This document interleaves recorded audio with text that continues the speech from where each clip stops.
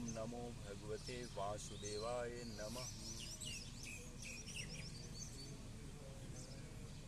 आज इस योगा के सेशन में प्रातःकालीन सत्र में जो कि हम लोग इस प्रिंस डिफेंस एकेडमी के पावन प्रांगण में कर रहे हैं, इसमें आपको मैं सबसे पहले बता रहा हूं कि वास्तव में योग क्या है। योग संस्कृत के युज धातु से बना हुआ है, जिसका अर्थ होता है जोड़। आत्मा और परमात्मा का मिलन या अनुभव ही योग है। ठीक है, हम अपने आत्मा के द्वारा परमात्मा का अनुभव करें, यही योग है। योग को भगवान कृष्ण ने 3 भागों में बांटा कि पहला तो भक्ति योग।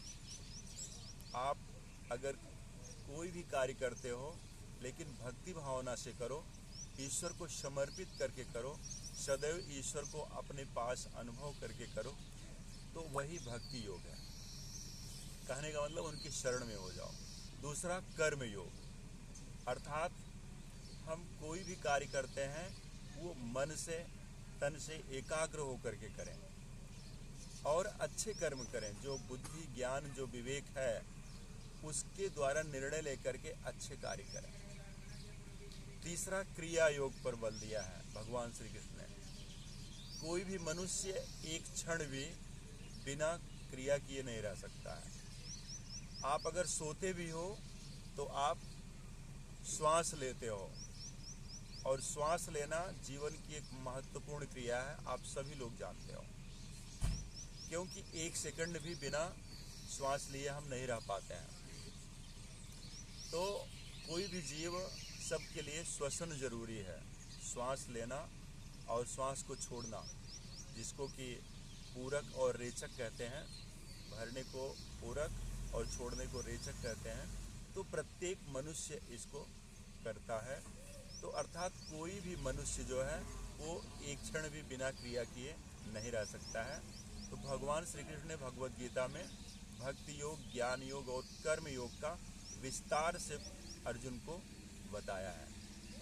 तो आज योगा के सेशन में हम आपको बता दें कि पहले तो हमें जो भी कार्य करें वो धर्मयुक्त हो। जैसा कि शास्त्रों में लिखा गया है कि मानव का जो धर्म है उसके 10 लक्षण हैं। धृति, क्षमा, दमो, अस्त्रेयम, शौचम, इंद्रिय निग्रहम, धीर, विद्या, सत्यम, अक्रोधम, दशकम धर्म लक्षणम। ठीक है, तो अगर आप वास्तव में अपने को इंसान, मानव बनाना चाहते हैं तो ये 10 लक्षण अधिक से अधिक जितने आप में रहेंगे उतना आप श्रेष्ठ मानव कहलाएंगे। ठीक है, क्योंकि ये मानव योनि ऐसी है कि इसी में आप अगर कुकृत्य करेंगे तो आप राक्षस कहलाएंगे। अगर आप अच्छा कृत्य करेंगे तो आप मानव कहलाएंगे। बहुत अच्छा कृत्य करेंगे तो आप महामानव की श्रेणी में हो जाएंगे। और अगर आप कोई चमत्कार करते हैं तो आप भगवान की श्रेणी में आ जाते हैं। जैसे भगवान श्री कृष्ण, मर्यादा पुरुषोत्तम राम, भगवान बुद्ध, परशुराम जी ने बहुत ऐसे चमत्कारिक कार्य किए जिनसे कि आज उन्हें लोग भगवान या ईश्वर की संज्ञा देते हैं। तो हम